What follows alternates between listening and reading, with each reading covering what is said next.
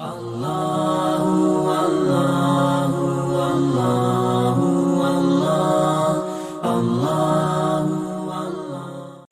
کو اسباب دیے گئے، سواری پر لایا گیا، سواری پر جب آگے جانا ہے تو اوپر والا جہان اسباب کا جہان نہیں ہے، وہ قدرت کا جہان ہے، تو براق وہاں باندھ دیا گیا اور اگلا سفر اب براق کے بغیر نہیں، 2 نفل پڑھایا گیا۔ اچھا ایک اور عجیب واقعہ یاد آ گیا، اس رات بیت المقدس کا دروازہ بند کرنے کی پوری کوشش کی چوکیدار نے، دروازہ نہیں بند ہو،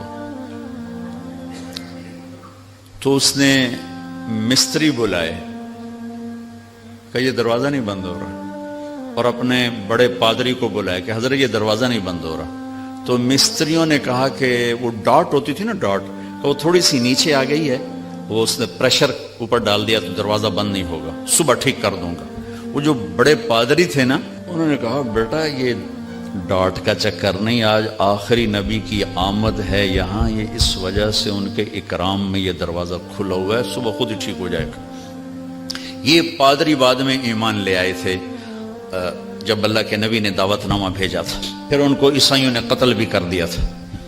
وہاں آپ نے 2 نفل پڑھے۔ اب آپ نے اوپر جانا ہے تو مکہ سے بیت المقدس تک آپ بشریت میں ہیں، اور پھر یہاں سے اوپر جاتے ہیں تو سبحان الذی اسری بعبدہ، قرآن کی واحد سورہ جو سبحان سے شروع ہو رہی، سبحان الذی اسری، لفظ سبحان۔ سبحان میں کیا پیغام ہے کہ اللہ تمہارے قوانین سے پاک ہے، تمہارے مادی قوانین سے پاک ہے۔ مادے کا قانون یہ ہے کہ اس لباس میں کوئی سپیس میں نہیں جا سکتا، مادے کا قانون یہ ہے کہ اس لباس میں سپیس میں جاتے ہی پھٹ جائے گا، چونکہ جو ہمارے اوپر ہوا کا پریشر ہے، جب ہوا سے اوپر جائیں گے اور پریشر ریلیز ہوگا تو ہم خود بم بن کے پھٹ جائیں گے۔ ہر مرد عورت کے اوپر 280 من ہوا کا پریشر ہے، اس پریشر کو روکنے کے لیے ہمارے اندر پریشر ہے، جب ہم اوپر جائیں گے تو دھڑوں ایک دھماکہ ہوگا، چونکہ اوپر سے ہوا ہٹے گی تو ہم پھٹیں گے۔ اس پریشر کو مصنوعی طور پر راکٹ میں کریٹ کیا جاتا ہے لباس کے اندر، اس کے اندر، تب ہم اوپر جاتے ہیں کہ تمہارا رب ان سارے قوانین سے پاک ہے، سبحان سبحان۔ اوپر جانے کے لیے آسرا چاہیے، جبریل نہیں، جبریل کا آسرا بھی نہیں چاہیے، سبحان تمہارے قانونوں کا محتاج نہیں ہے۔ اتنی لمبی کائنات میں رات کے اندر سفر پورا ہو جائے گا، کیسے ہوگا؟ نہیں ہو سکتا، ہو سکتا ہے، کیوں؟ سبحان کہ تیرا رب زمان کا بھی مالک ہے، مکان کا بھی مالک ہے۔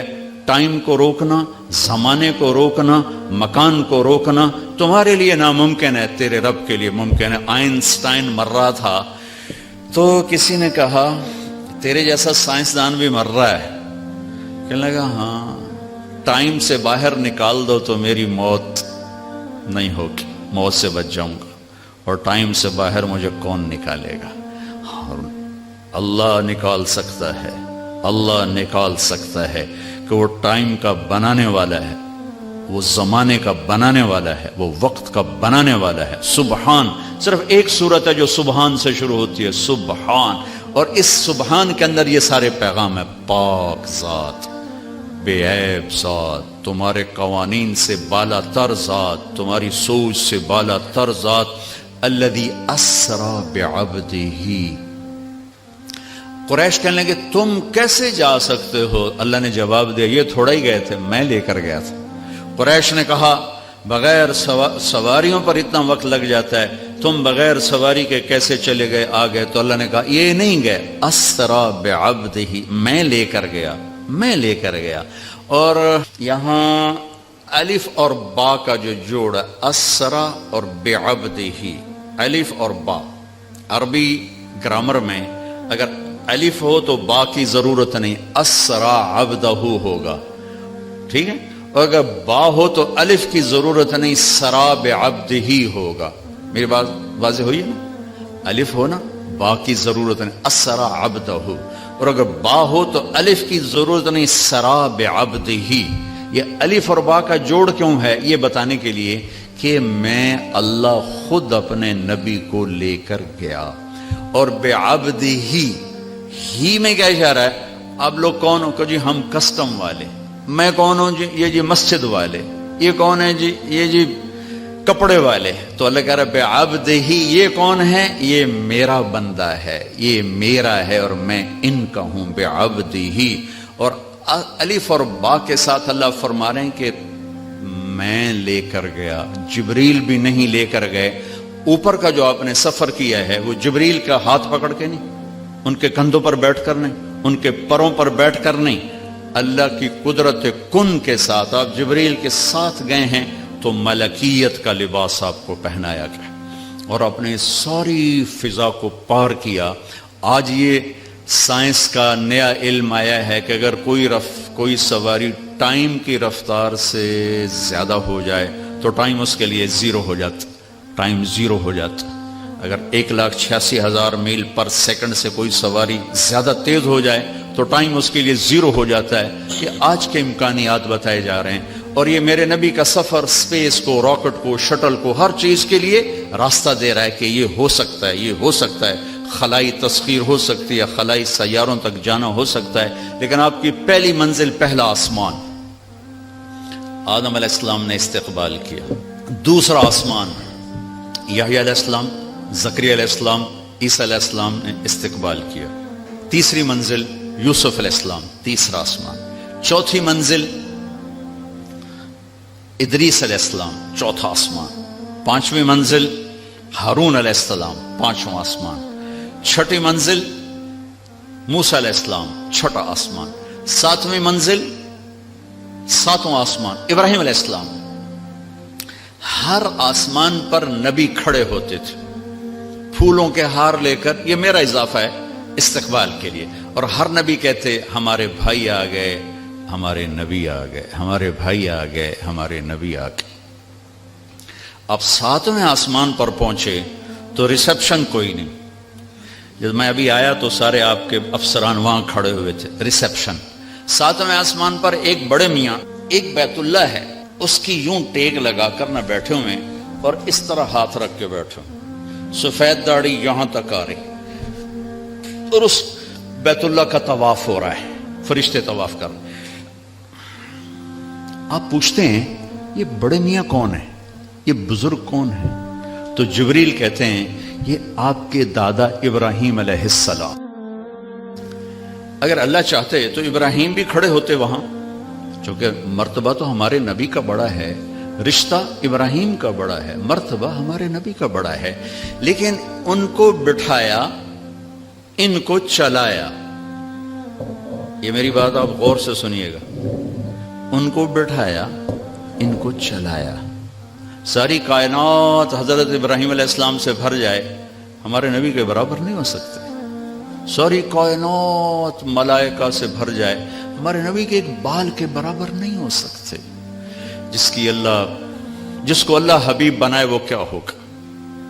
جس کے چہرے کی قسمیں والضحیٰ، جس کی زلفوں کی قسمیں واللیل اذا سجا، جس کے شہر کی قسم وہذا البلد الامین، جس پر اتری کتاب کی قسم قاف والقرآن المجید، جس کی جان کی قسم لعمرک انہم لفی سکرتہم یعمہون، جس کا وکیل صفائی بن کے قسم والنجم اذا ہوا ما ضل صاحبکم وما غوا، جس کو تسلیاں دینے کے لیے قسم والضحیٰ واللیل اذا سجا ما ودعک ربک وما قلا، جس کے بول کی قسم وقیلہ یا رب ان ہؤلاء قوم لا یؤمنون، جس کو رحمت للعالمین کا ٹائٹل وما ارسلناک الا رحمت للعالمین وما ارسلناک الا کافۃ للناس بشیر ونذیرا، جس سے اللہ لاڈ سے کبھی محمد، کبھی احمد، کبھی ماہی، کبھی حاشر، کبھی عاقب، کبھی فاتح، کبھی خاتم، کبھی ابو القاسم، کبھی طٰہٰ، کبھی یاسین، کبھی مزمل، کبھی مدثر، کبھی شاہد، کبھی مبشر، کبھی نذیر، کبھی داعی الی اللہ،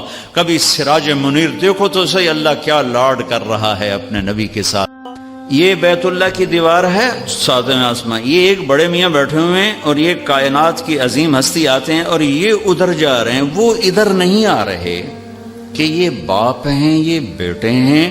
اور اس آگے جانے میں باپ کو عزت دینی ہے اور بیٹے نے گھٹنوں کو چھونا ہے اور امت کو پیغام دینا ہے کہ رشتوں کا تقدس ہمیشہ باقی رکھنا ہوگا، چاہے آخری نبی ہی کیوں نہ ہو.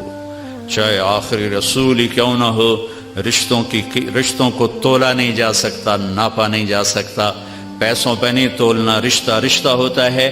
یہ چلے، وہ کھڑے ہوئے۔ سارے نبیوں نے کہا بھائی آ گئے، ابراہیم نے کہا میرا بیٹا آ گیا، میرا بیٹا آ گیا، میرا بچہ آ گیا، میرے نبی آ گئے۔ نبی بھی کہا میرے نبی آ گئے، وہ کہا میرا بیٹا آ گیا، میرا بچہ آ گیا۔ پھر گلے لگایا، پھر ماتھا چوما۔ یہ کسی نے نہیں کیا، یہ ابراہیم نے کیا۔ گلے لگایا، ماتھا چوما، اگر روانہ کیا، ایک پیغام ڈیلیور کیا کہ میرے نبی آپ اتنے مقام کے ہو کر بھی اپنی امت کو پیغام دیں کہ اپنے باپ کے آگے سر جھکائیں، اپنی امت کو پیغام دیں کہ ماں باپ کے رشتے کے سامنے اولاد کو بھی جھکنا پڑتا ہے۔ ابراہیم ملے اور اب جانے لگے تو کہا بیٹا اپنی امت کو میرا سلام کہہ دینا۔ سبحان اللہ، یہ رشتہ بہت گہرا تھا کہ اپنی امت کو میرا سلام کہنا، اور انہیں کہنا جنت خالی زمین ہے اور اس کے باغ باغیچے سبحان اللہ، الحمدللہ، لا الہ الا اللہ، اللہ اکبر ہیں، جتنا کہیں گے اتنے درخت وہاں لگتے جائیں گے۔ اب آپ سدرۃ المنتہا پہنچے تو ایک آج کی اس میں آج کے لہجے کی گفتگو کہ جبریل نے کہا یا رسول اللہ آگے میرے پاس ویزا کوئی نہیں، آگے اور جہان ہے، ملکوتی جہان بھی ختم، ملائکہ کا جہان، سدرۃ المنتہا، یوں سمجھو جبریل اپنے گھر میں کہہ رہے ہیں یا رسول اللہ اس سے آگے میرے پاس ویزا کوئی نہیں، میں نہیں جا سکتا۔ کہا میں اتنا بھی آگے جاؤں گا نا ایک بالش تو میں جل کے راکھ ہو جاؤں گا، میں نہیں جا سکتا۔ تو یہاں آ کر ملکوتی حیثیت بھی ختم ہو کر کوئی اور حیثیت آپ کو عطا کی گئی، وہ اللہ جانے، اللہ کا حبیب جانے۔ عرش تک پہنچنے میں پہلی ہستی کامیاب ہو رہی ہیں۔ جبریل بھی کہہ رہے ہیں آگے نہیں جا سکتا یا رسول اللہ، بس ختم، میں ختم۔ عرش پہلی دفعہ اس کے دروازے کسی ہستی کے لیے کھل رہے ہیں اور آپ کے قدم عرش پہ پڑ رہے ہیں، اور چوتھی منزل آپ کی اللہ اور حبیب اللہ ہیں کہ اللہ نے سارے پردے ہٹا کر اپنا آپ دکھا کر کہا السلام علیکہ ایہا النبی ورحمۃ اللہ وبرکاتہ۔ اے میرے محبوب، آپ کا رب آپ کو سلام پیش کرتا ہے۔ اور یہاں حبیب اور حبیب اللہ میں ملاقات ہے۔ ثم دنا فتدلی فکان قاب قوسین او ادنا۔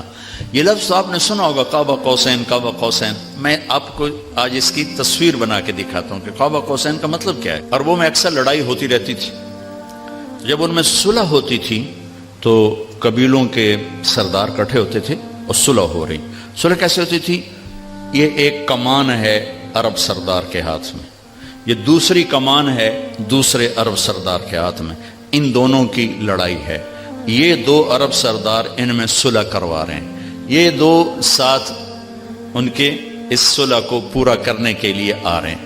اب یہ ایک محفل ہوتی تھی تو ایک عرب سردار اٹھ کے اپنی کمان یوں کرتا تھا، یہ کمان کا وہ دھاگا ہے جس کے اوپر تیر کھینچا جاتا تھا، اور یہ وہ لکڑی ہے، ٹھیک ہوگی یہ۔ اب یہ یوں آ کر اپنی کمانوں کے سرے یوں ملا دیتے تھے۔ آپ دیکھ رہے ہیں سارے، یہ قوس، یہ قوس، قوس کہتے ہیں کمان کو، یہ قاب ہے، یہ قاب، قاب قوسین، دو کمانوں کی قاب، یہ اور یہ اور یہ قاب، اور یہ قوس، یہ قوس۔ تو اس ملنے کو عربی میں کہا جاتا ہے قاب قوسین، کہ اب جیسے دو کمانیں ان کے کنارے آپس میں مل گئے تو یہ سردار بھی آپس میں مل گئے، اب ان میں لڑائی نہیں ہوگی۔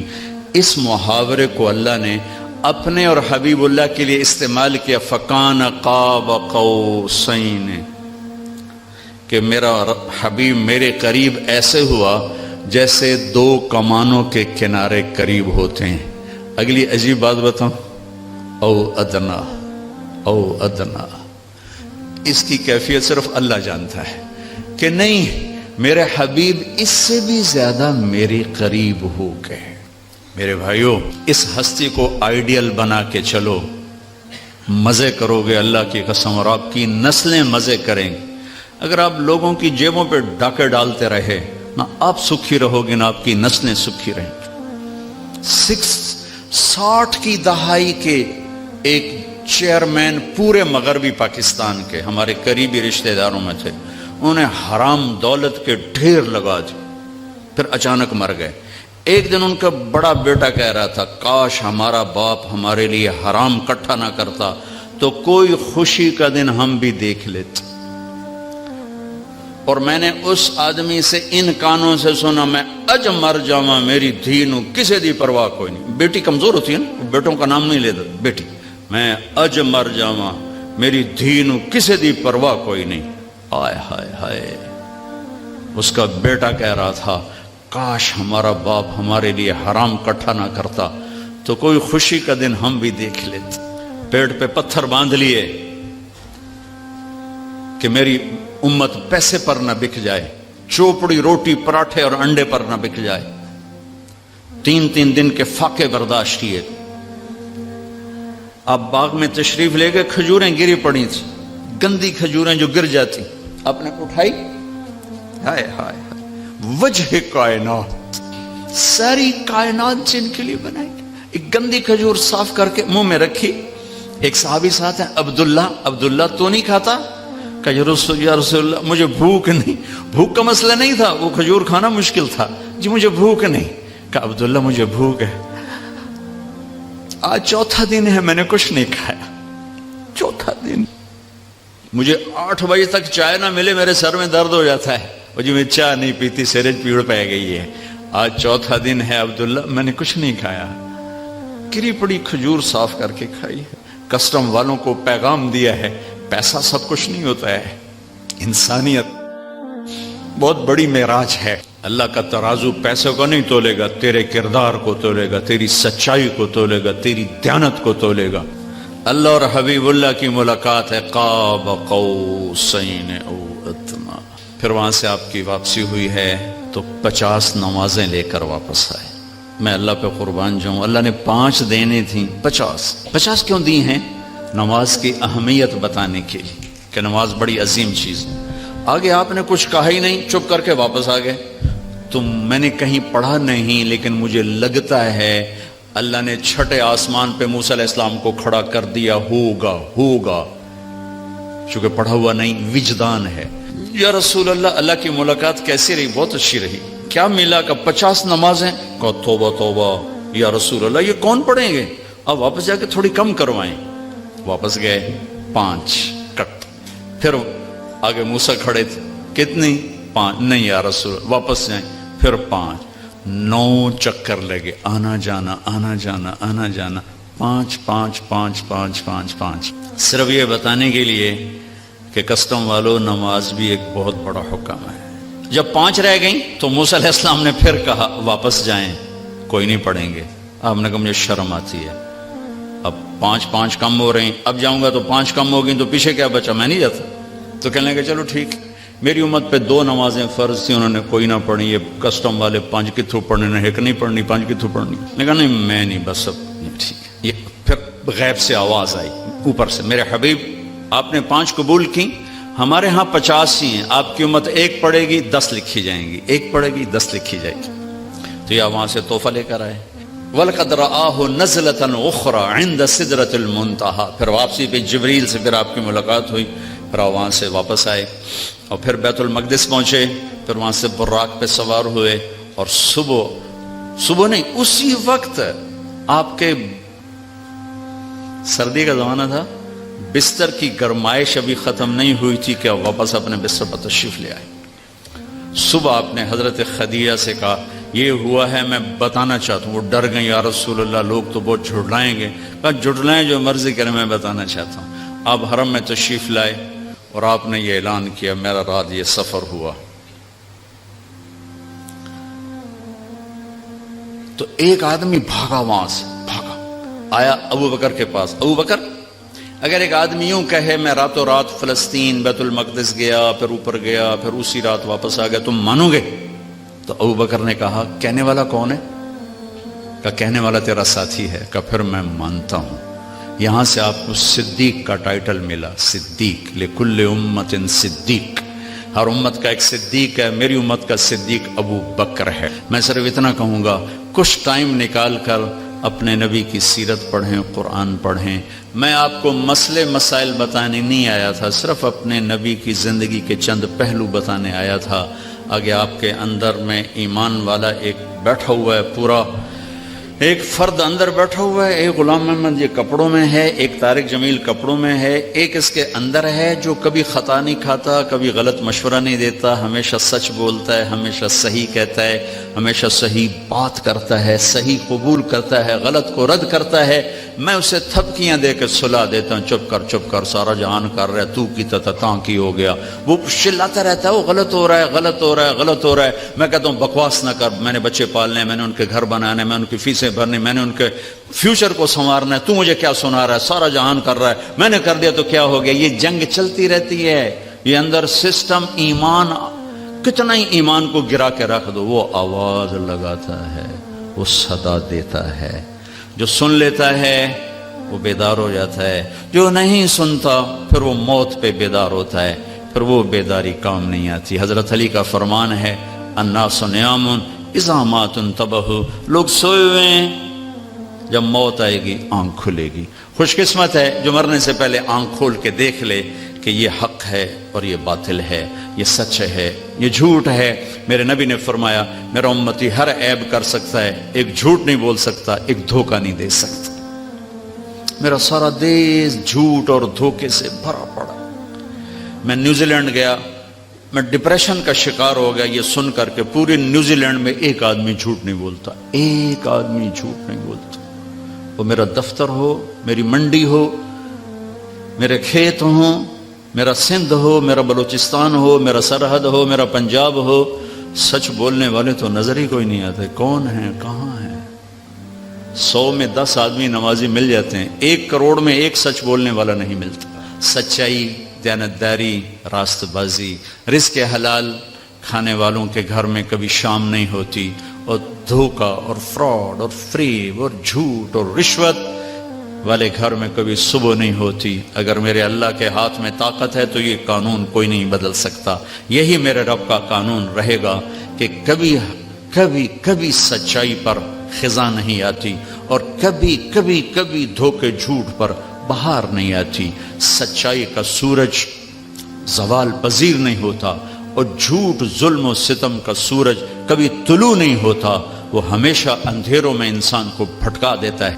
تو میں آپ سب بھائی بہنوں سے گزارش کروں گا، اپنے نبی کی زندگی ڈھونڈو، تلاش کرو، آپ کو رہنمائی ملے گی۔